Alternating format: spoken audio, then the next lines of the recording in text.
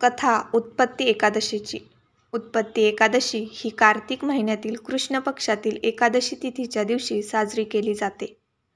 चातुर्मास संपल्यानंतर येणारी ही पहिलीच एकादशी आहे. भगवान विष्णू यावेळी संपूर्ण सृष्टीचा कारभार आपल्या हातात घेतात. जाणून घेऊया या एकादशीचे महत्त्व आणि कथा. कार्तिक महिन्याच्या कृष्ण पक्षात येणाऱ्या या एकादशीला उत्पत्ती एकादशी म्हणतात. हे व्रत केल्याने शंखोदर तीर्थात स्नान करून भगवंताचे दर्शन घेतल्याने जितके पुण्य प्राप्त होते तितकेच पुण्य प्राप्त होते. सत्ययुगात मूर नावाच्या राक्षसाचा जन्म झाला. तो खूप भयानक होता. त्या भयंकर राक्षसाने इंद्र, आदित्य, वसु, वायू, अग्नी इत्यादींचा पराभव करून सर्व देवांना पळवून लावले.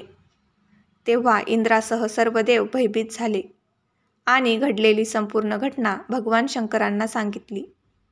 मूर राक्षसाच्या भीतीने सर्व देव मृत्यूलोकात भटकत आहेत. तेव्हा भगवान शिव म्हणाले, तिन्ही जगाचा स्वामी आणि भक्तांच्या दुःखाचा नाश करणाऱ्या भगवान विष्णूकडे जा. तेच तुमचे दुःख दूर करू शकतात. भगवान शंकराचे असे शब्द ऐकून सर्व देव क्षीरसागरापर्यंत पोहोचले. श्री विष्णू निद्रावस्थेत असलेले पाहून सर्व देवतांनी त्यांचे स्मरण केले. देवांचे रक्षण करते मधुसूदन, तुम्हाला नमस्कार. आमचे रक्षण करा. असुरांच्या भीतीने आम्ही तुमच्याकडे आश्रयाला आलो आहे. राक्षसांनी आमच्यावर विजय मिळवला आणि स्वर्गातून आम्हाला नष्ट करण्याचे ठरवले आहे.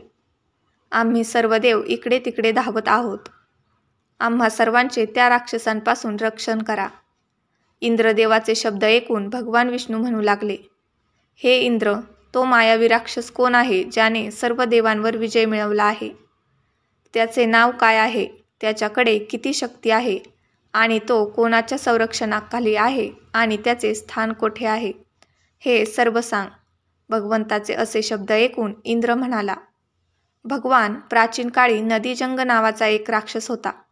त्याला मूर नावाचा एक अतिशय शूर मुलगा होता. त्याचे चंद्रावती नावाचे नगर आहे. त्याने सर्व देवांना स्वर्गातून हाकलून दिले आणि त्या ठिकाणी आपला अधिकार स्थापित केला आहे. त्याने इंद्र, अग्नी, वरुण, यम, वायू, ईश, चंद्र, नैऋत इत्यादींचे स्थान घेतले आहे. हे शब्द ऐकून विष्णू म्हणाले, मी लवकरच त्याचा वध करीन. तुम्ही सर्व चंद्रावती नगरी जा. असे म्हणत प्रभूसह सर्व देव चंद्रावती नगरीच्या दिशेने निघाले. त्यावेळी मूर राक्षस आपल्या सैन्यासह रणांगणात गर्जना करत होता. त्याची भयंकर गर्जना ऐकून सर्व देव भयभीत होऊन सर्व दिशांना पळू लागले. जेव्हा श्री विष्णू स्वतः रणांगणात आले तेव्हा असुरही शस्त्रे आणि चिलखत घेऊन त्यांच्याकडे धावले. श्री विष्णूने बाणांनी वार केले.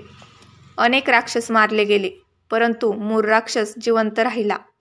त्याचे शरीर छिन्नविछिन्न झाले होते, पण तो लढत राहिला.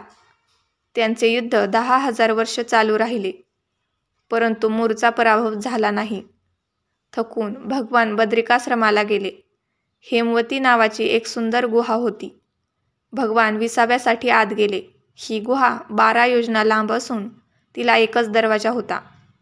भगवान विष्णू योग निद्राच्या अधीन झाले.